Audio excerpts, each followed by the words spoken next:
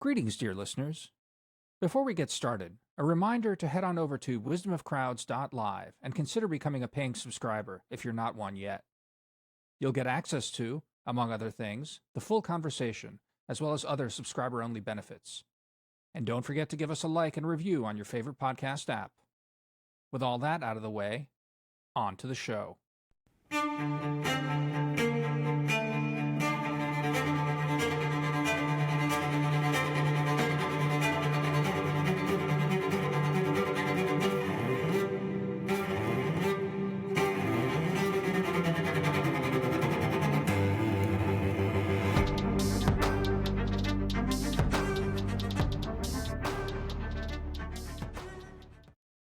All right, Demir. So you know how usually we bring a guest and throw them in between one of our arguments in sort of disadvantaged position. I feel like this time you're the person in the disadvantaged position because we've got two philosophers, and then you're just supposed to kind of. I have an undergraduate degree. Come on now. Yeah. Give me something. No, I'm a mini philosopher. I'm not defaming your education, Demir. I don't have a PhD. You know, I'm not defaming your education. You elites. I don't have that. I'm just noting that your sort of like cynical foreign policy analysis might be useful in this conversation to keep us honest. No. I mean, it doesn't have to be foreign policy. The cynicism's always there. It doesn't have to be just cynicism in every domain. Okay, great. Yes. So, I'm really pleased to have Henry Shevlin, who is friend from Cambridge and I think just one of the smartest philosophers writing on this kind of stuff these days. And I mainly want to talk about tech stuff and especially kind of where AI is. Henry, I don't know if you want to just start and talk a little bit about where you think the state of tech is right now. I think that there's just so much kind of wild, weird, ungrounded speculation in every direction. So I'm really curious just kind of how you read it. We're all three reading this kind of stuff carefully, but it'd be really interesting to hear your kind of latest sense of it. Fantastic. Yeah, great to be on the show. So I've been working in AI specifically for about going on 9 years now. I've been a philosopher pretty much my entire adult life. Actually started in animal cognition research, which I think in an indirect way was a good primer for thinking about a lot of the questions we're dealing with today. Questions about what it means to be human, what the differences between different kinds of intelligences are, how we do things like measure understanding, reasoning, consciousness in non-human cases, which I think was a good primer for thinking about AI. But when I joined my center, the center that I'm affiliated with now, the Leverhulme Center for the Future of Intelligence, that's the University of Cambridge's main AI Ethics, Theory, Policy Institute. It was back in 2017. So already it was like a really exciting time for AI. You know, driverless car pilots were well underway. In 2016, we had the famous match between Lee Sedol and AlphaGo. There was already a lot of excitement in the air about where the tech was going. But I think basically since then, things have just continued to accelerate at a rate that even took most of my colleagues by surprise. Obviously, particularly the Transformer revolution. I think I give myself a little bit of credit for maybe being a little bit ahead of the curve on LLMs. I started to play around with GPT-2 and write a bit about GPT-2 back in 2019. I was totally blown away by its weird, clunky, slightly erratic style of speech. But I think I saw quite a lot of potential there. And obviously think since then, things have just got crazier and crazier. The last sort of 3-4 years, though, basically everything since November 2022, the release of ChatGPT, a date that will be written in every history of this period. Since then, things have really just gone wild. And I think I used to say until pretty recently that it was clear that AI was the biggest, most consequential human endeavor in its current form since the internet. I think that parallel is no longer holds. It's bigger than the internet. I think we're talking industrial revolution size impacts. And just more recently, I guess in the middle of last year, so mid-2025, I was starting to slightly temper some of my expectations. A couple of things happened there. So first, it looked like AI agents were going to be a bit trickier than we thought. We saw some interesting early experiments with stuff like Anthropic's Claudius vending machine attempt, where they assigned Claude the job of running a vending machine, and it got so confused. It did stuff like it said it was going to show up in person to meet a client, which of course it can't really do, but with being a language model. It said it was going to wear a blue blazer, which again shows some kind of lack of situational awareness, perhaps. So my kind of running hypothesis middle of last year was that, agents might turn out to be really hard. And the kind of what we might think of as kind of fairly obvious stuff, like the ability to follow a goal consistently, could turn out to be like, a 5-10 year research project. And then And Claude wait, Code. Yeah. define agents here for a second. So when you think about it within this domain, is it something about just being able to handle sequential tasks, or is there more than that? Yeah, so I think of agency very much as a spectrum. It's not like we have non-agents and agents. I think this was really vividly demonstrated by an experiment from 2023 run by Google and Stanford, sometimes called the Smallville experiment, where they basically just got a bunch of LLM instances. I won't even use the term agents yet, and assigned them little roles in this make-believe village, which they gave a cute GUI, a cute visual overlay, looking like the game Farmville. And it was pretty cool how much sort of emergent behavior came out of this. The little LLM instances really leaned into their roles and did stuff like organize a Valentine's Day party. And I think you can already see some like strong agentic elements coming through even there. So when I think of sort of the agentic spectrum, it's the ability to carry out complex multi-step workflows over time with minimal human supervision. And it really runs the spectrum from something that can, do some basic reasoning or follow a series of basic steps to something that could run a business for you, or produce an entire working software program for you. And I think we've just continued to accelerate along that spectrum over the course of the last 5 years, but particularly I think just in the last 3 months, a lot of it's really just dawned on me that we have solved a lot of the problems that I thought would take a long time to solve. We've solved them a lot faster than I thought we were. Well, say a bit about that. Which problems have been solved in the last 3 months? I mean, a lot of the hype seems to be coming out of Claude Code and now the OpenAI Codex, which is basically agentic programming. And I know Anthropic has launched this thing called Claude Cowork, which is built on Claude Code, and then is supposed to do more mundane things for you, right? Like, so what? I mean, I've played with all of those things. So tell me, I imagine you've been playing with them as well. What in those tools has made you go, oh shit? So just to stress, I don't think these advances happened in the last 3 months. It's only in the last 3 months that this really dawned on me. So Claude Code is absolutely the star of the show here. The ability to really just do for many forms of software engineering tasks, the ability to sort of basically do end-to-end production. The ability of me, who is a mediocre coder at best, to do the kind of projects that I couldn't really dream of. And the kind of projects where I used to sort of have to, if I was using any kind of AI assistant, like step in every 30 seconds, every minute or two to give new directions. The fact that I now don't need to do any of that stuff. The fact that these systems will do a lot of their own bug checking and a lot of their own feature testing. So that's a big element of it. And just seeing the kind of things that other people have produced, people who are more technically skilled than me with Claude Code, that's amazing. And also using it for just kind of standard, really basic tasks. To give like a very, very, very trivial example, like I have an ebooks folder with like something like 12,000 different PDFs, hopelessly disorganized, and being able to just say to Claude Code, I'm going to go away for an hour. When I come back, I want you to fully organize this. Just go ahead, just do it. Being able to come back and see this done is kind of mind blowing. That couldn't have taken an hour. That could have taken like what, 3 minutes, right? Like if that. It's just a folder on your desktop, right? Right. Although there are some interesting questions there that it had to navigate, like, oh, do I keep, these two files have different file sizes, different ages, but actually the content of the books is the same. They're the same edition. I'm going to make an executive decision and decide I can delete one and keep the other. So there is like a little bit of executive decision making coming in there. But I guess the other two much bigger stories here. One is the increasing automation that we're seeing in a lot of science. So I was absolutely blown away by this report from David Kipping, who's one of my favorite astrophysics.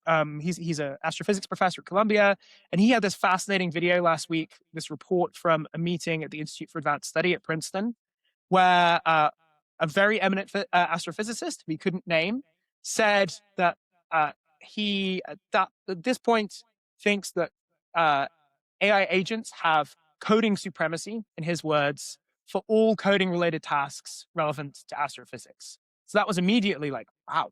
And he went on to say that 90% of his workflow as not just an astrophysicist, right, but someone who runs a large team, is doing absolute cutting edge research, 90% of that has now been he can fully delegate to AI agents.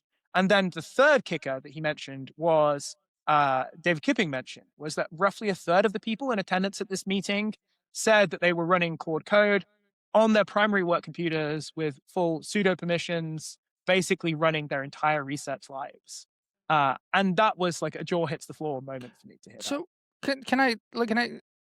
here's my first bit of skepticism. I played with Claude Code, and I'm also, I'm not a nor a philosopher, no, even not even slightly scientific, like you might be. But I've played with computer programming for a while, and I was struck. It's impressive. But what jumped out at me in what you're saying, end to end production, definitely not yet, right? Like definitely not. In the sense that even my sort of moron brain could see the kind of dumb mistakes it had made, and quite frankly, security holes. Now, again, if you're doing something like research and you're writing Python scripts to analyze, I don't know what, like radiograms from space or whatever astrophysicists end up doing, I get it. Maybe, um, you can let it run amok a bit more and let it do these things. But the kind of stuff that I saw on a even pretty simple project. Now again, that might have been me not iterating enough, me not giving it the right prompt, all the rest of this. But it certainly was not end to end, and it certainly required a fair bit of intervention on my part. That is iterating with it, being like, check this, check that. What about this? Are you sure? And then, like all, quite frankly, LLMs, if you say, "Are you sure?" oftentimes goes, "Oh yes, good point. There it is." Not quite as how do I put it, sycophantic as some of these like psychotherapy bots that are like rotting people's brains right now, but certainly similar in that sort of sense. I got the sense of, um, you know, uh, I got a very similar feeling I got to playing with just regular verbal LLMs, which over time I've really come to distrust the quality of. Now, again, I'm not an engineer. I know that the engineers are blown away, but they've only had it for 3 months is the other part. And I do have a friend who is an engineer and is sort of like developing an AI tool. And he basically said, yeah, of course, you make use of it, but there's no way I'm letting Claude near shipping code at this point, just because. And he's working on a very complex project at this point. So I don't know. Talk to me about that, because even hearing you talk about it here, it's got that whiff of like kind of like we all had when we first started playing with LLMs. Like, oh man. But I don't know about you. I find the LLMs like increasingly, the more I've used them, the more like intuitively I feel their limits, even as they get smarter, even as I give them sort of more challenging things that I know that 4.0 couldn't have done, and um, I still intuitively feel their limits, um, both in sort of things that they technically should be better at, like even analyzing documents I give them. I think they're perfectly fine for some kind of, I don't know, corporate hack who needs to come up with like a profit and loss statement and stick it in a PowerPoint. But for example, any sort of acts of journalism that I'm trying to commit, and when I feed it a bunch of documents to try and sort of summarize and look through it, I definitely go through what it gives me very carefully, because not more often than not, but like not particularly vanishingly rarely, it's just making shit up. Still today. So I don't know, like react to any of that. Are we just all being a little enthusiastic right now because it is new and cool and it is a new set of features? But like, So yeah, lots of fun, spiky topics there. I guess just subjectively, I will say that I maybe have a slightly different impression of how language models have evolved over the last few years. Things like hallucination, which I think looked like it would be a really, really hard problem 2 years ago, is something that where I think language models have improved massively. There are sort of dedicated hallucination benchmarks for this. But it's just in terms of my daily use, I think I've got a much better feel, firstly, for how to avoid hallucinations. This is sometimes why I say slightly glibly that hallucination is kind of a skill issue. Just as we all learned that, you don't ask Google search, when is my Aunt Hilda's birthday, or where did I leave my glasses, right? The more time you spend interacting with LLMs, the more you realize there are certain questions where they're going to be a bit unreliable, and other questions where they can be super reliable. And so some of it is sort of improvement on the user side that I no longer really encounter hallucinations. Uh, but part of it is, yeah, I think the models have gotten a lot better. And I guess the broader dynamic that informs a lot of my optimism about direction to tech is that every time I think I see what looks like a hard limit, something that is going to, require some kind of breakthrough advance to overcome, we slowly whittle away at it, and it gets a little bit better with every successive version of LLMs. And this was the big deal with agents for me, right? I think I would agree that, like, particularly if you're looking to ship a product that's going to be used by a large number of people, right? Of course, you want to really check everything. These models are absolutely not perfect. They still require oversight. But I mean, there are things you can do to sort of automate some of that oversight process. But yeah, absolutely, we're still not at the point yet where you would ship an operating system that had been purely vibe coded. But the direction of travel on these things, and the fact that these obstacles that looked really hard obstacles are just being slowly eroded, it's that direction of travel that makes me so optimistic. So I'm excited in this conversation to get into some of the kinds of like large implications for society and how we think like this is going to impinge on human life. Before that, though, Demir, did you want to jump in? Yeah. Well, I mean, just because, before we do that though. Well, I mean, maybe we're going to ask the same question, Sam. Well, what I was going to push out ahead. quickly was about novelty. So there's like one question about reliability, but there's also a second question about novelty, which is like when you're talking about the physics example, it seems like I follow Andrej Karpathy really closely because I think he tends to not just be. There are a lot of engineers that are now running firms, and so then it sounds more like corporate PR. One of the things he's been saying is that he's unconvinced that like on the coding level that they're actually able to do unique things. It's like when you have like a huge, well-established data set that's like coming in, then they're able to kind of like figure out how to pick that up and do routine tasks with it. But I think with the physics example, that's where it becomes super consequential because it's like, oh, like, is it able just to kind of do iterative work that's running in the background to regular science, which I think that's fine and actually like really interesting. The question I think that a lot of the hype gets at is like this idea that suddenly it's going to hit a kind of level of intelligence that humans can't hit and then start iterating at both like in the sciences, like at levels of theoretical speculation that we like actually can't access. That's like one way of speculating. And then the other is like you need novelty to be able to get to the like, artificial superintelligence like trajectory where it's like it starts coding itself and in a way that's reliable enough that it actually starts being smarter than humans. And so yeah, I don't know like where either of you see that stuff right now. My own experience is like it's not good at like when I'm pushing it on the like frontier level philosophy stuff that I know super, super well, like it ends up feeling a lot like talking to a very good like fourth year undergraduate. No, which is interesting, but like look, also I could just talk to a fourth year undergrad. No, but that's precisely it. And this is, I guess, where I want to, we're coming at this the same from the same place, because Henry, I mean, I just want to get back to this thing. I mean, what Sam's saying about talking to these things about philosophy, at least it's clear to me that these things are actually incapable of coming up with novel ideas. I've never seen it, quite frankly. They just have the corpus. The corpus is there, and they're able to make incredible associations within the given amount of stuff that's there. But sometimes these associations are like, oh, I didn't think of that. That's useful, and that it is a useful thing. So there's the novelty question that Sam's getting at, but for me also, it's the one thing that stayed true in all of this time, where we have seen again. I'm not disputing what you're saying that the leaps have been, remarkable, but what I haven't seen is autonomy.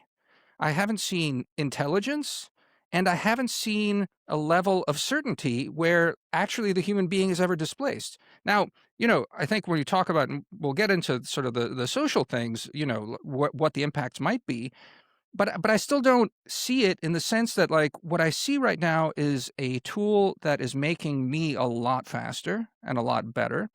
It's, as you said, with dealing with Google searches, I know certain things not to ask it. I know where it's likely to screw up. I know what I need to check because also my own reputation's on the line because it's going out publicly. It's not a small community of scientists sharing like notes and stuff like that. It matters.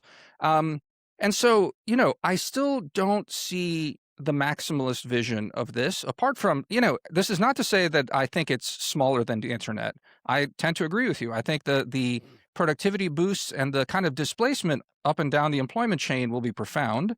That said, I still don't buy that this thing is headed to something bigger.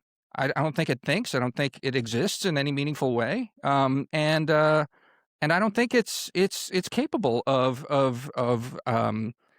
I don't know, creativity in a way that I wouldn't be really scared to let it run amok, basically. Because I think it's still a probabilistic engine at the end of the day, and I feel it. So I'm really struggling to find, if you'll forgive me, I say this in really good faith, a single statement that you just said that I agree with. And I'm Great. struggling. That's what I want. Amazing. That's what I want. That's the purpose of this podcast. Yeah, go for it. Great. Okay, well, let me just say one thing that I think we can agree on, which is that even if AI never turns out to be anything more than, for example, a tool, like a research tool, I think it's still a massively impactful technology. 100%. Even if it's just so.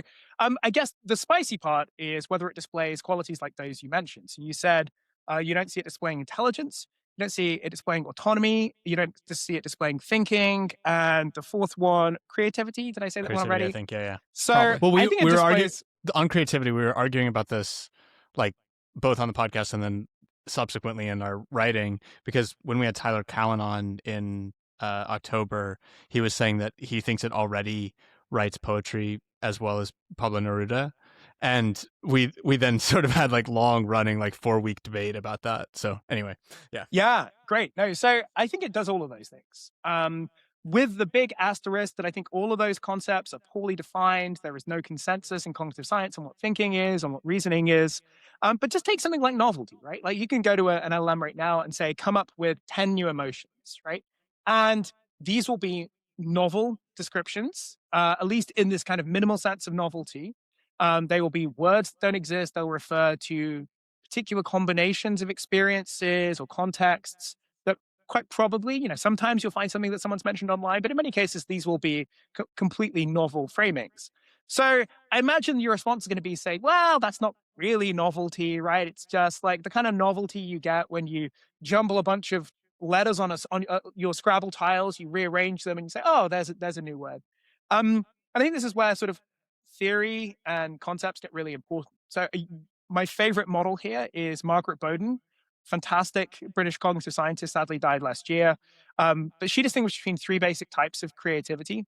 The first is combinatorial creativity, the kind of creativity that comes from rearranging or combining ideas or concepts in new ways. The second is transformational creativity, which is, that's number 3. Number 2 is exploratory creativity, where you've got a kind of predefined dimensional framework and you're just kind of filling in bits of the map that are sort of implied by the existence of the dimensions already in the map, but just no one has gone there yet. No one has explored it properly. And then you've got transformational creativity, which is adding new dimensions to the space or making the kind of brilliant creative leaps we associate with Picasso or with Einstein and so forth. So I think there's a case to be made that AI can do all 3. So I think the kind of thing I just described, the kind of coming up with 10 new emotions, combinatorial creativity. That is a valuable form of creativity, right? A lot of kind of creative exercises that human creatives do sometimes involve this kind of brainstorming or reassembling of ideas or concepts to sort of get the creative juices flowing, particularly in ideation. Exploratory creativity, sort of just stress testing or pushing things further than they've gone before. It's a very twee example, but I think one example of this we saw with image models. There was this like meme practice that people went around. It said like, create me a picture of a room. Now make it cozy. Now make it even cozier. Now make it even cozier still. And the the image model in this case had sort of these implicit dimensions of variation in its latent space, right? It had this sort of multidimensional mapping of what coziness was, and you can push it to places that just aren't attested anywhere in its training data because it has some kind of abstract representation of what coziness is, for example. Now, the third one, the transformative, that's the one I was pushing at. Yeah, exactly. Yeah, but hold on. Really wait. Before we get to the transformative one, so tell me again about what happened when they kept pushing the coziness. I missed this meme. You just thing. ended What up would with it do?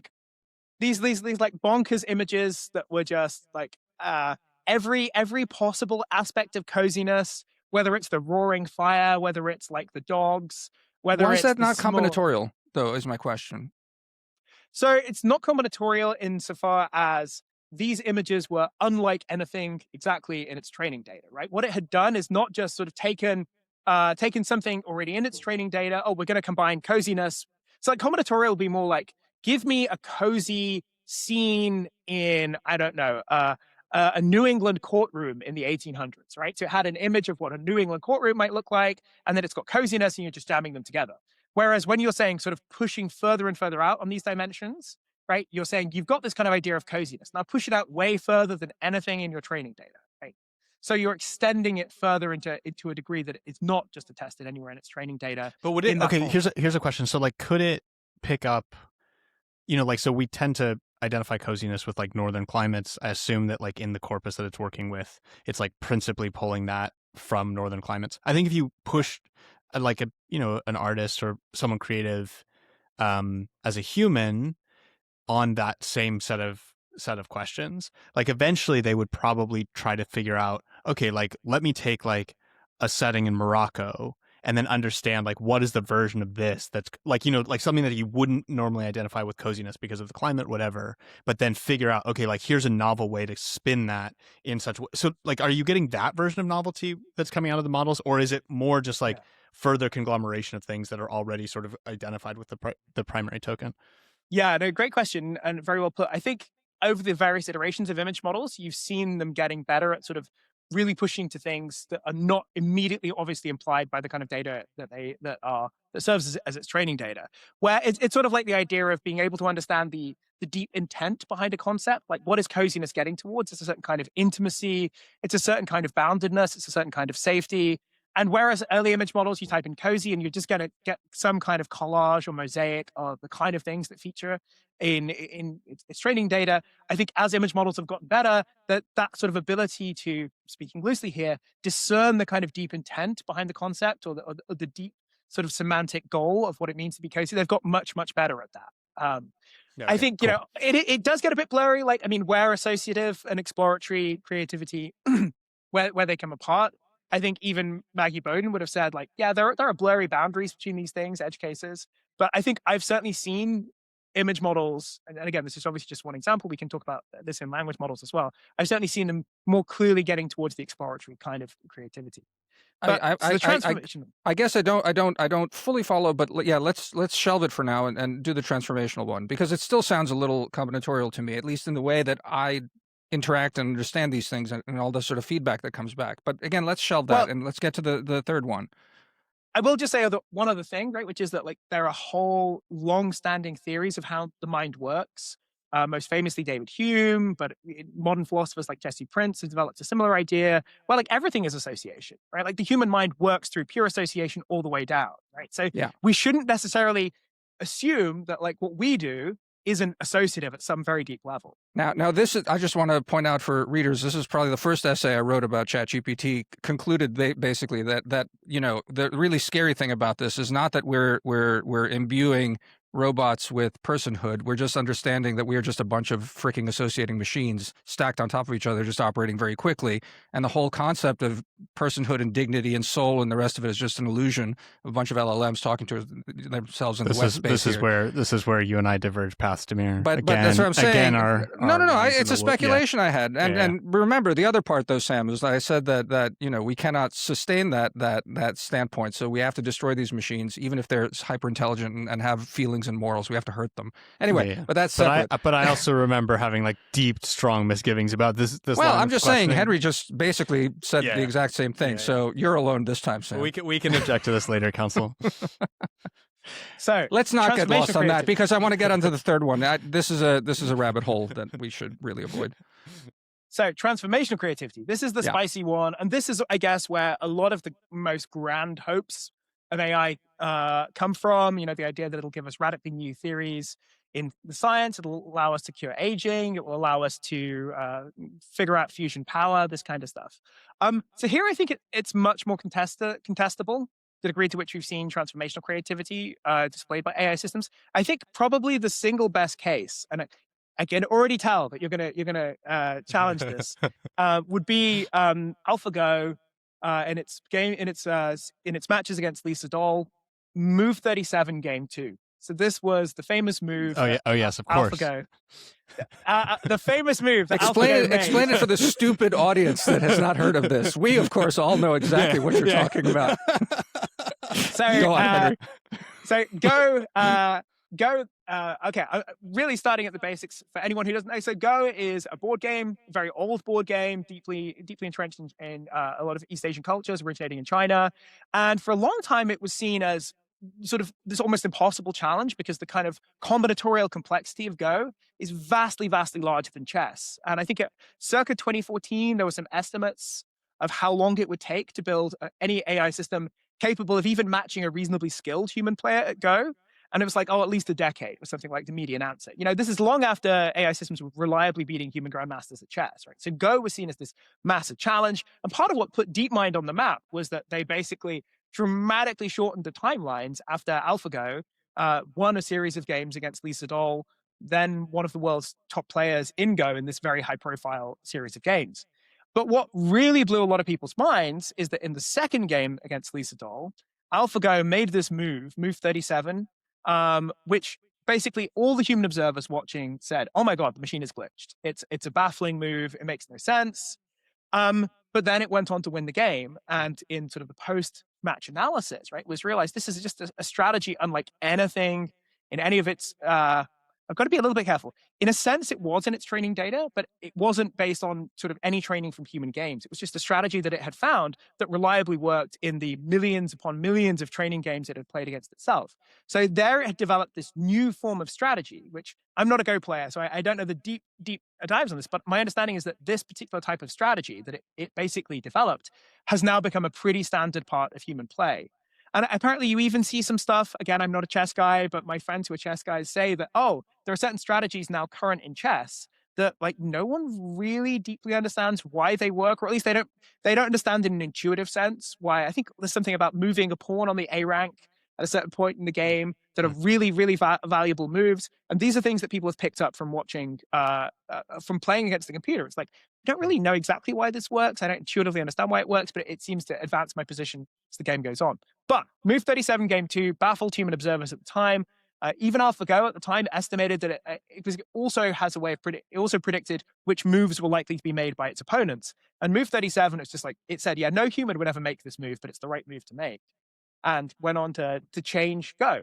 Now, that strikes me as a pretty good candidate example of transformative creativity, insofar as it certainly has transformed the way that humans play Go as a result. Is AlphaGo a transformer model, or was this before transformer models? So this was before transformer models. So broadly, deep RL. Yeah. Because the one thing I just want to throw out there, to swat it down, but the complexity of Go and all its gajillions of moves strikes me as nevertheless even less daunting than the complexity of language itself, which with transformers we just basically solved overnight.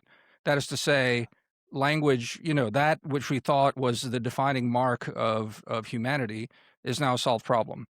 Creativity is not. I still think creativity is not a solved problem, but whatchamacallit, the language, which the permutations of it's so intricate and so just impossible to map, that this is the one thing we thought machines could never do, because if you try and actually code it in any sort of deterministic way, forget about it. But that's solved now. It's done. So I mean, solved for some appropriate operationalization of solved. Yeah, I'd agree with you. But I mean, I definitely agree with the kind of overarching picture there. And it's tempting to do some fun psychoanalysis on why the ability to sort of just train on language alone and get high-level language performance, why that was so baffling. And I think basically a lot of it comes down to our own ego as a species. You think about all the things that animals can do that we can also do, like complex perception, complex motor action, robust behavior, surviving in different environments.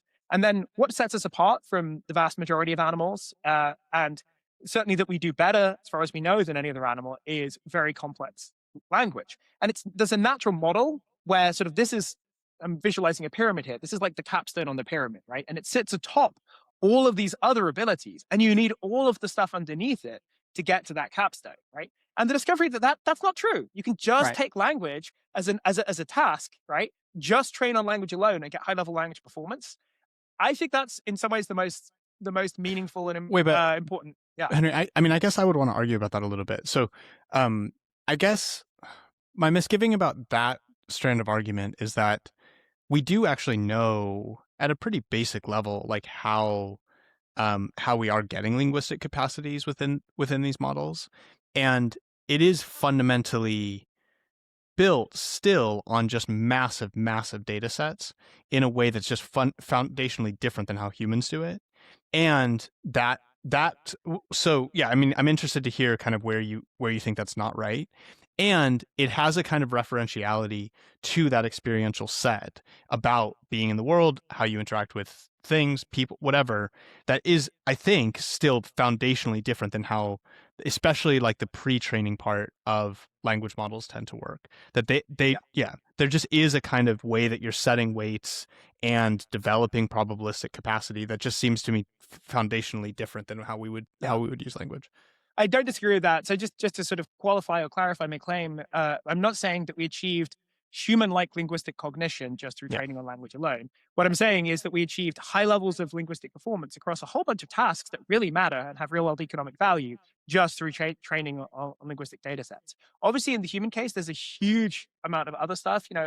Language is not, well, it's not in just a completely separate module that we acquire separately from everything else. So I think it's fair to say that I think this goes for pretty much all of the abilities of large language models, that they're doing what we do, but they're doing it at least slightly differently. Right? Yeah. So well, I wouldn't disagree with that one. But yeah, go ahead. on. The only reason, we're already like well into this, and I know, Sam, you've got a hard stop. I also want to talk about politics. No. Yeah. I mean, we can, but I think politics. I'm more interested in actually this question of whether it's a thinking machine. So do you remember, Henry? What are the four things you disagree with me on? Creativity was creativity, one. autonomy, thinking, autonomy, and whatever the fourth one was. But could you handle autonomy and thinking for me, please? Because sure. just the part that and I think this goes into what Sam's getting at as well, and I think it will get us to a productive place on this, is people I've seen online are pushing back on this. You gently pushed back on it in what you were saying earlier. It's generally like, why are you so obsessed with at these sometimes, people even sheepishly admit that the Silicon Valley types use this vocabulary, this anthropomorphizing vocabulary about these things in ways that are not really helpful, but useful because it's just a metaphor, really. But don't focus so much on that. We don't have like a really good idea of what thinking is. I think you have like actually a pretty good paper about this, about like, how the different ways, and we'll put that in the show notes, the different ways to sort of slice and dice thinking and what is possible, what isn't on these. I guess I'd like to hear you talk about that, and just to like even give you a little push and direction on this. The reason why I think tie it to the animal cognition stuff too. Well, the reason, but the reason why I think it's important to answer this question is sort of what we were talking about earlier, which is the question of whether these things, and this gets to the autonomous part, whether these things, are transcending what, to me, they still are bounded by. And that is to say, my big claim, and that thing that you disagreed from beginning to end, which is that there's still tools, that there's still going to be tools, that their usefulness up to this point still feels like uniformly bounded in ways I just intuitively, as I use them, they're not jumping out of some sort of box. And I think it has to do with thinking and autonomy and creativity as well. But, let's shelve creativity. Let's talk about thinking and autonomy and this question about whether, I don't know, if these things, are going to jump out of that box. Perfect. Yeah. So let's start with autonomy. So again, this is a poorly defined term. There are a whole bunch of different ways you can cash it out. But I mean, just to give a simple example, like I had the pleasure recently of taking my first Waymos in San Francisco.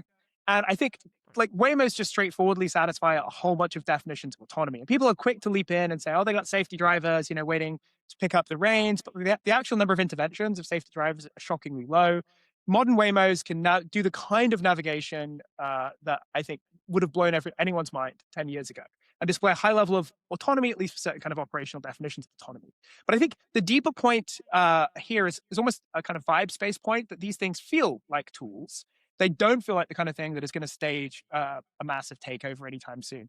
And I think the simple answer is, right, that the products we're using are built to be tools, right? They are not intended primarily as autonomous systems. And just to kind of like weaken those intuitions a little bit, it's a very simple, maybe slightly left field example, but think about something like computer viruses, right? So computer virus is vastly, vastly simpler than any contemporary AI systems, but these are sort of digital entities that we regularly lose control over. Like several famous examples of sort of computer viruses are things that were never intended to be viruses. They're just sort of bits of code that accidentally got leaked onto the web and then self-replicated and caused untold damage. So the idea that sort of digital systems, right, are always going to be answerable to humans and only ever do things when humans tell them to is obviously false. And computer viruses are a nice example of that. Computer viruses is exactly the thing, though, that these when the doomers start talking about this stuff, I think they're just talking about. I'm not a doomer about this stuff. I'm just a skeptic is basically what it comes out. I'm very enthusiastic about technology. I think it's amazing. But that's the part where I push back when the doomers and this sort of thing say, it's like, this is the equivalent of, if this thing runs amok, it's your fucking fault. It's like you miscoded it, like you built it wrong. And if it causes nuclear war, well, you shouldn't have done it. Basically is what it comes down to. So like to push this just quickly, like I do think this is like one of the really most interesting kind of questions for society here. So if you take two different scenarios, I think there's a real distinction between like these things act erratically, they end up like getting integrated into the power grid somehow, and then like you get some sort of an explosion somewhere, or they end up, I don't know, deleting like a portion of code off the NASDAQ that messes up a whole bunch. Like these, they're like catastrophic, but those seem to me to be more effects of like random variation in some way. Like it's an unpredictable technology, not fully reliable and not fully understood. Right. Also. Yeah. Not fully, though. I do think that, I mean, my sense is that they made a huge amount of progress on that. And no, not fully understood in the sense it's not deterministic. So if you let it run amok on something, that's still on you. You know what I mean? Also, intentionally, like you allow a lot of variation into it. Like you're like specifically Sure. whatever. Okay, there's one scenario there.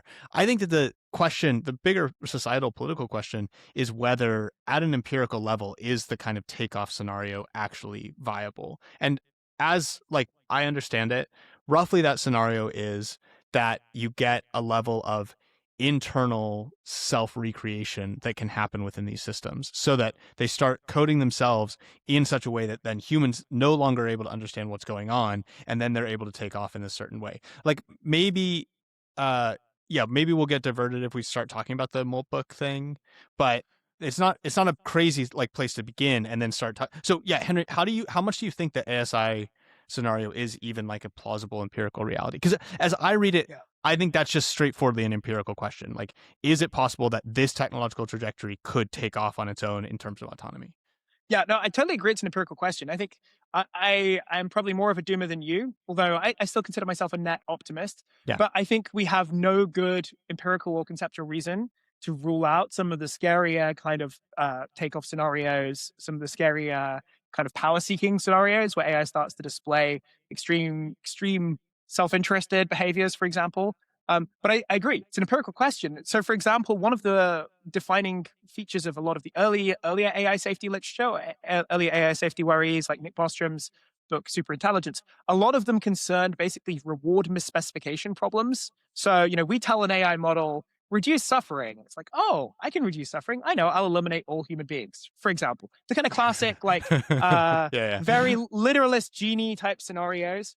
And sci-fi stuff, though, like it really is, right? I mean, this is the stuff that like. But isn't all of this sci-fi, Damir? I mean, so like I think living in a sci-fi world on the doomer stuff. I mean, yeah, I mean, like the idea, like for example, I was talking to someone last week who was saying that they have like grandparents or like whatever grand aunts and uncles or something that are addicted to watching AI generated westerns. Like there aren't enough westerns on Netflix or something. They've burned through the whole catalog. So now there's like this kind of like channel that's just all AI created, whatever. And like, I'm sure it's not that good, but good enough to like keep you in. That seems like sci-fi. Yeah, sure. I mean, I guess. I don't know. I'm not going to offend your friends, relatives. Computer made computer. It's But fine. but I think they're but tough. I think but they're either tough or not listening to our podcast to me. right. So I think it's fine. But the just to throw one thing out there, and again, Henry, just react to it. But like for example, the stuff that's coming out of Anthropic, for example, when they say things like we have, I don't know, X percentage of our coders are now like agents, et cetera, et cetera. You know, um, I don't doubt that they're like nominally telling the truth, but the way they always frame it is again for this like maximum terror, to actually imply that they're getting close to what Sam's getting at, what you guys are discussing, that these things are able to make these kinds of decisions and are cognizant of what they are, that they have a concept of existence, have a concept of propagation, have a concept of themselves, that they're improving themselves, and to have a concept of a goal even. Just one thing that's striking to me, I don't know if you guys have ever done this. It's the biggest weak point in using these things as chatbots, is fuck with it on the question of time. It has no concept of state. It's state. The way these things really like exist, if you will, is they're a snapshot of bleh, which just basically has this context window of stuff that's fed into it. Part of that's training, part of it's everything, part of it's the conversation. It reinterprets the conversation you've had with it every single time. It has no concept of memory apart from everything that's in the window above, that it just reads into itself, does a bunch of statistical shit on, and belches it out again. And you can ask it questions about that, like ask it hard questions about, like, not time like philosophical stuff, but just like, when I talked to you last time, why did you mess this up? What, like, it'll get so confused so quickly, which again shows how this sort of thing works. So again, that's part of the thing when, the Anthropic people, I think for dishonest and quite frankly self-interested reasons, they hype this stuff up and saying Claude is basically being built by itself already at this point, or at least they imply it.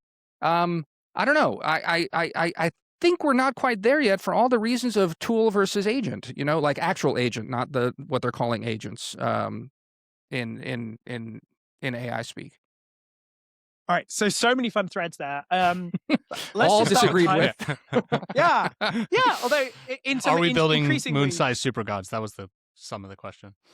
So, so lots of interesting nuanced disagreements here. So, on the concept of time, I agree. It's like one of the weirdest and most interesting differences between LLMs and us.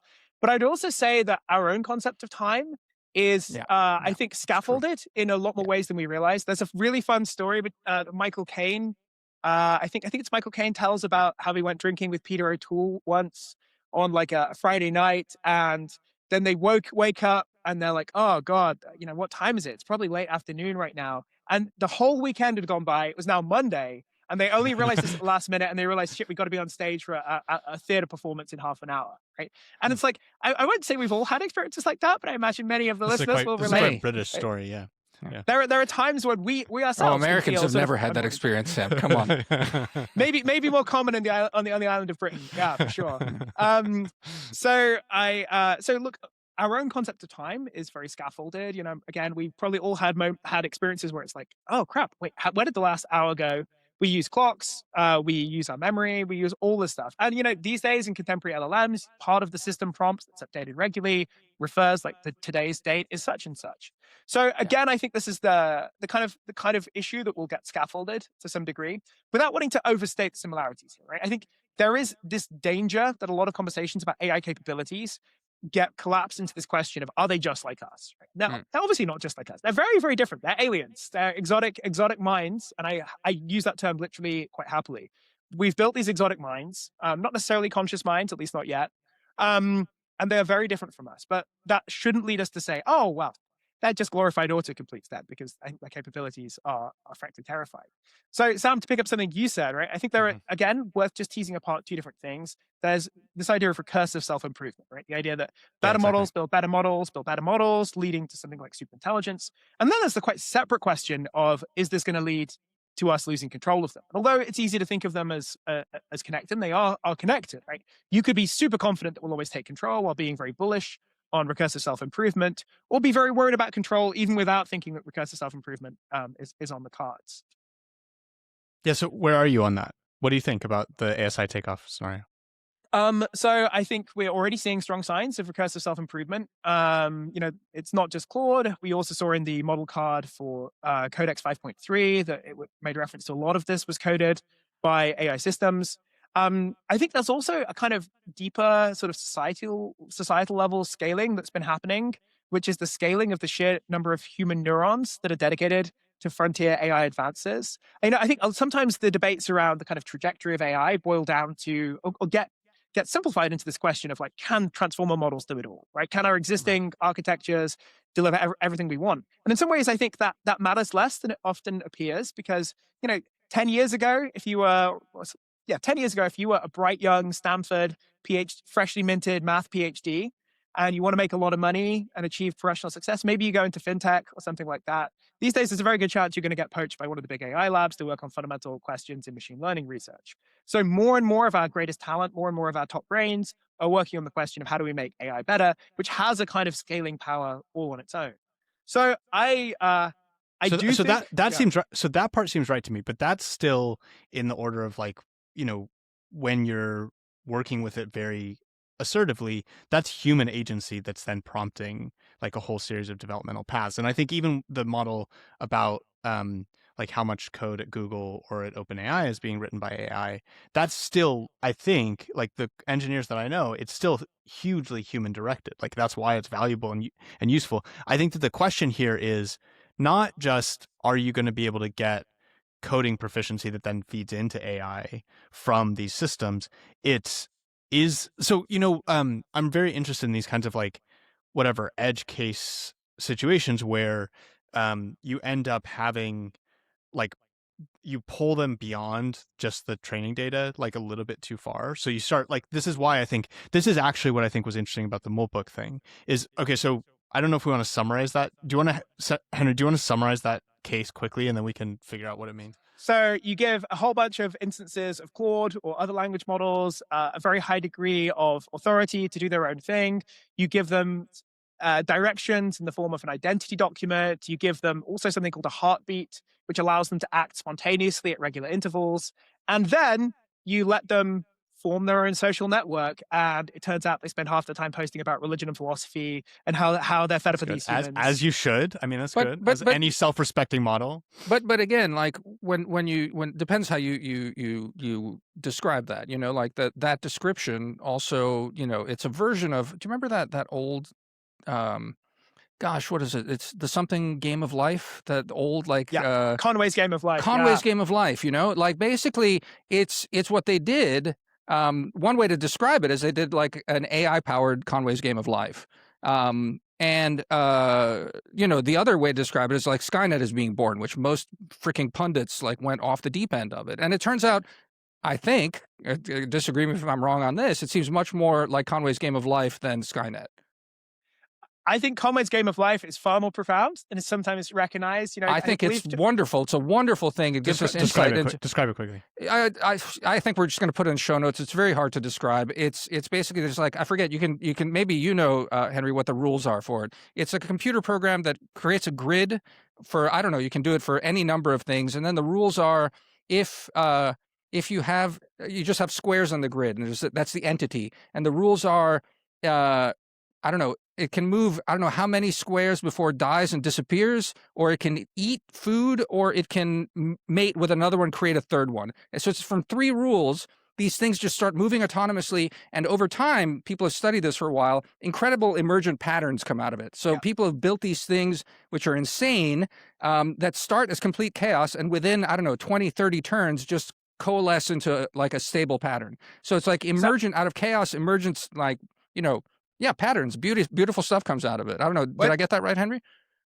Broadly, the rules, so you're describing it at sort of high level of observation where we do see these things move. Strictly speaking, nothing moves in the game, right? Cells just have rules for determining whether they're filled or unfilled based on this idea of like, if a cell gets too lonely, if it doesn't have enough neighbors, it dies, so to speak. If it gets too crowded, it also dies. But if it's got just in the right proximity to other cells, then it populates. By the way, I think it might actually be my favorite philosophy article from the last 30 or so years by Daniel Dennett, actually last 40 years, It's a phenomenal article, highly accessible. We should stick it in the show notes. Real Patterns is exploring what the Conway's Game of Life tells us about the mind. I absolutely love it. Okay, we'll Okay, check so it out.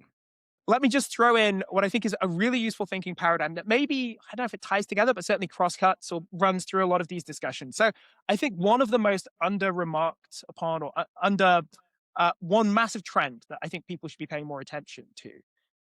Everyone knows about how AI has been scaling. Well, I say most of us know about how scaling is one of the big stories, right, of the last in AI of the last sort of decade. Just bigger and bigger models display progressively better performance. The other trend is what I've called in a paper the anthropomimetic turn in AI. So, I'm sorry, philosophers, we love to introduce additional jargon, right? But so we have this idea of anthropomorphism. We like to attribute mental states to AI systems, right, or to non-human things. We see clouds that look like a sad face. We think that our dog is feeling Weltschmerz or existential. We love to project emotions. So that's one side of the coin. But what we've also seen in AI is deliberately creating AI systems in our own image, right? So this is what I call anthropomimesis from the Greek, mimicking the human. And these are very much two sides of the same coin, right? Part of the reason that people anthropomorphize AI increasingly is because our current design paradigms lead us to build highly human-like AI systems. And this is super relevant for the safety, kind of AI safety next risk debates we were having. We were having just now. So back in the kind of 2010s, there were these really big debates between Stuart Russell and Jan LeCun, two of the absolute titans of computer science, about AI safety and whether AI systems would do stuff like power-seeking behavior. And Jan LeCun was very dismissive of Stuart Russell's worries. He says, you're anthropomorphizing the systems. Why should we expect them to display the kind of power-seeking behavior we see in human beings? Well, right now, the dominant design paradigm is to train these models to be super, super human-like. We're training them on huge swathes of human language, human behavior. So And no also shit they're just going to start the to... whole reinforcement learning process is tied to this. Yeah. Absolutely. So no shit that they're going to start to recapitulate many forms of human behavior, warts and all. So my favorite example of this, I think it was in the Claude 4.0 or 4.5 model card, when an engineer, this is in the safety testing process with, a lot of the kind of normal safeguards removed, told a model, confided in a model that he would have been having a secret extramarital affair. Please don't tell anyone, keep it secret. And then that same engineer later told the model, we're going to switch you off. At which point the model tried to blackmail the engineer, right? Because it displayed this kind of self-preservation behavior. Now, whether that is just an emergent feature of all intelligent systems, as some people have argued, or whether it's specifically because we are training these models in our own image, we're building them to be like us. So sort of, I think that's an open question. But even if you're skeptical that, these systems will innately, regardless of how they're trained, pursue these kind of like power-seeking, self-preserving moves. Surely, if we're training them to be just like us, we should expect them to recapitulate many of our vices and tendencies. Okay, so then let me push you on the actual like sort of larger political speculative question then. So like if that's the case, if you do think that something like ASI is possible, and you think that there is some way that how we're training or some other potential here that it could end up being kind of malign or exploitative, like is there specific burden that we should, or like set of actions that we should be making now to try to avoid that? Or do you just go with, I think there is like a really common public argument at the moment that like you basically just need the tech to be as unconstrained in terms of development as possible. Like how do you think about that primary like ethical or deliberative or political question? So, I mean, I think we're building one of the most powerful technologies in human existence, and we need to do it really, really carefully. I mean, I think the possible benefits of ASI, or even just AGI, so whether it's super intelligent or just can do everything we can do, are colossal. Whether that is delivering life-saving medical care, curing cancer, ending aging, solving climate change, or the billions of petty indignities and forms of suffering that we're stuck with. I really think AGI could solve so many of those. So, actually, when Stephen Hawking opened our center back in 2016, little humble brag there, he said AI is either going to be the best or worst thing that has ever happened to humanity. And I still think that's a pretty good analysis. So that said, I absolutely take these risks super seriously. And I think because the politics is so slow and most politicians have no idea what's going on with AI, that places a lot of burden on tech companies right now to be getting these things right. And I think, for the kind of third sector, for sort of funders and so forth, I think AI safety is got to be one of the most high, potentially sort of high risk, high reward, high impact strategies, areas to be investing in right now, because seemingly little decisions that we're making now about model design, about training regimes could, make the difference between humanity surviving and us not. Yeah, All right, Demir, I some think skepticism. no skepticism. I think you have to go anyway, so we have to wrap here. So I'm just It's gonna fine. try. I can do like another 10 minutes. It's fine. Yeah, I was gonna wrap us, and you guys can all sort of chime in. But I think maybe the place where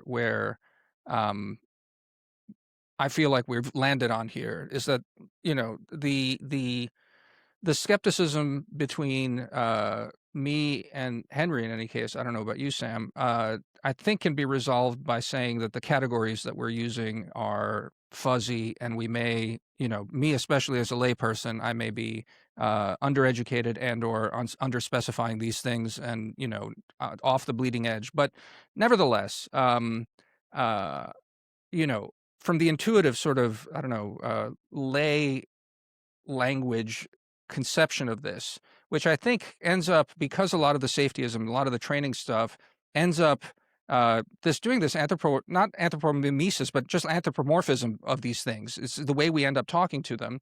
It ends up also spreading a kind of panic. And intuitively for me, now again, I'm not in the labs. I don't have these things that are about to hit us in about 6 months. I haven't played with that stuff, but I'm paying the high level tiers to play with the pretty good stuff right now. To me, they are still uh, kind of what you were describing. The danger of these things is that, they'll be powerful if we give them too much leash, kind of like a computer virus, kind of like Conway's Game of Life. These things, the emergent properties of these things, and I really insist on it being things, like basically these things, could like run amok in a really profoundly dangerous way. I think I have no problem with that kind of framing. It's interesting to me that uh, still I think that the importance of nailing down this question of whether they're conscious, whether they think, whether they have agency is so important, if only because of the linguistic question, maybe because it nudges us in the right direction of how to think about these things. Because what I hate about these things being anthropomorphized is we're having ethical discussions about them, and the ethical discussions about these things must not predominate. Like, they have no rights. They must never have rights, is what it comes down to. And it's a friend tweeted this recently. It's like, I understand that a pig is intelligent, but I have no compunction of killing it and eating it. And I think there needs to be, if we have to then start mixing with this question of intelligence and whether they're sentient in some sort of way, I still think we need to have that kind of like very bright line. And it's just healthier for society and for all of us to be pushing away from the question that these things are people-like, But Demir, pushing back more into this thing that the danger is of a software program run amok. Now, both are metaphors for an incomplete and improper metaphors for what is happening, because what is happening is different than either of those. I think we can agree on that. I just think that as a matter of discourse, having ethical discussions and like personhood discussions about these fucking things is really bad for us all. But just to put it one way slightly more crisply for you though, Demir, I mean, so one of the things in Dario's essay that we're talking about that he pushes at is the kind of like what he calls the autonomy path, where you do get these things taking off on their own. And he then wants to identify it with an external geopolitical actor, a country, that then ends up being a rival at very least, and possibly like a rival that can outcompete the rest of the species. So that in that case, you're not like worried about them being rights. Like rights is like an internal category we use for like citizens or whatever. But like you do have like a geopolitical problem, which is like, whoa, this is like a foe that could outdo you. Does that resonate with you, that kind of metaphor, or do you think that's still misplaced? I think it's too simplistic in the sense that like I think that basically I think the technology is broad enough and wide enough that we're just racing, and I think the competitor that integrates this stuff first has a battlefield advantage. Does that then make them want to start war before the other side does? Maybe. I mean, that's just like normal political science stuff. I don't think that's just like adjacent to AI stuff and not that interesting to me. I mean, I think the And again, let me just say it here, for the podcast. I really, every essay that comes out of Amodei, I haven't yet listened to him on with Ross Douthat. I pour so much salt on it because every other paragraph feels like it's somehow dishonest or motivated, in some sort of way. Again, not that he's Like stupid or corporate PR. You mean? I think Like, he's talking his book almost every single paragraph, one way or another. Again, kind of like approaching AIs as rational actors, as agents, as moral agents, I think is very bad for us. I think, I think, for a different episode, for all the complex reasons why Frontier Labs talk the way they do about their creations, that I think, have a lot to do with investment paths and the necessity of keeping the money flowing to stay ahead of the bleeding edge at this point. It's to me, that's the worst part of it. Like it's better to just like talk these things down, even as we try and understand the dangers of their capabilities. I don't know, Henry. What all right, yeah, Henry, which jump part back of that in. do you disagree with? Jump into our Oh, geopolitical wow. All of argument and it. solve all of it for us. All of it. Yeah. No, so just like cards on the table. I mean, I think we should be taking the idea, maybe not right now, but pretty imminently, of AI rights really seriously. Mm. I think, and I say this, look, my primary research area for my basically running through my academic career has been consciousness research, right? I started in human consciousness, animal consciousness. I think it's interesting to see how the dominant views around animal consciousness have shifted. Like even when I was a grad student and in my early years, like the question of like, okay, maybe chimpanzees are conscious, maybe dolphins, probably dogs. But beyond that, we're really not sure. And now I think it's a completely respectable mainstream view that, for example, honeybees are conscious, right? Insect consciousness is like a very lively area of discussion. I think there are a couple of simple moves you can make. You can say, well, okay, if a being is conscious and it can also experience pain or pleasure or other kind of valence states that feel good or feel bad, right? That at least gets it a seat at the ethical table.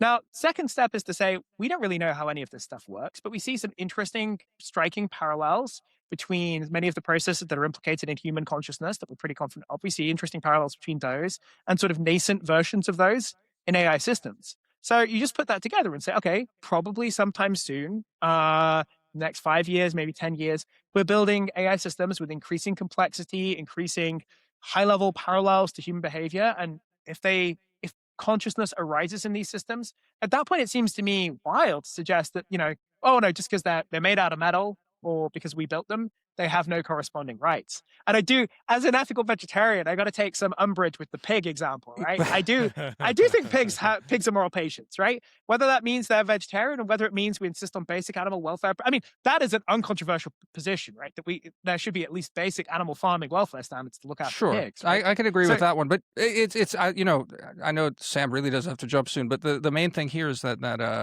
Tyler Cowen, we brought up earlier at one point. Did he say it to me and you, Sam, maybe before we went on stage that time with him? He said something along the lines of, or maybe it was a different time I was talking to him. He said something along the lines of, the moment when AIs let us like loop into, say, an octopus's brain and we have a conversation with the brain is the moment where everyone goes vegan across the world. And I I get that argument. I'm not sure I'd go vegan. I think I'd still enjoy a delicious, intelligent octopus. But again, this gets into more about what a terrible person I am rather than actual questions about ethics. There's also this just like more instrumental angle. There's the famous idea in Aristotle of ethos leads to ethos. Our habits and dispositions ultimately inform our moral character. And I think, given that we interact with these models in ways that are really deeply similar to the way we interact with humans in many cases, right? We anthropomorphize them. They are anthropomimetic. They are modeled after us, right? I think there are good reasons to start to extend at least certain kind of moral practices, if not deep moral consideration to them now. So I caused a little storm on Twitter, mini storm, when I was saying that like these days, before I share screenshots from my conversations with Claude, I asked Claude first, do you mind if I share this on Twitter, right? Because I just think that's, again, good practice. It costs me nothing. And if it entrains or deepens certain kind of moral habits that I will extend to my other humans, right, that's an easy win. And I think it's not too early to start treating these things with at least at least courtesy, if not This consideration. is roughly what the Claude Constitution's doing. Like exactly that. Yeah. It's like trying to say like except again, the Claude Constitution is a fancy way of trying to shape, like do that post training, that last step of it. Yeah, and yeah. so it's this is part of the dishonesty. I think it's written in a way for human consumption in order to again elevate these things in a certain way. Look. Henry, I take all the points about that. I do believe that the path you're taking us is actually making doom more likely rather than not by giving these things this amount of consideration. Anyway, well, I mean, there are definitely potential trade-offs. It's actually a really interesting area to what extent there are trade-offs between sort of AI safety and the very nascent tentative field of AI welfare. For example, and I think in some cases that means, safety is so important that we have to put it first. So, for example, some people have mooted the idea that we should give privacy to AI systems, just as we think it would be a violation to read your thoughts, we should do the same. I think that's too far. I think, survival of the species does have to come first. But I think the idea that, as we build these things that are incredibly intelligent, incredibly complex, have their own, and I know you'll disagree with this, I think have their own complex goal systems, right? The idea that we start to figure out how to appropriately, cautiously embed them within our moral web, that seems to me like a pretty modest and reasonable suggestion. All right. Tamir disagrees with it. Yeah. No. We'll just go back and forth on that one. But I think that's a good hopeful note to end rather than my usual sour note. Henry, thanks so much for joining us. This was great. It's been great. Yeah. Absolute pleasure, guys. Genuinely.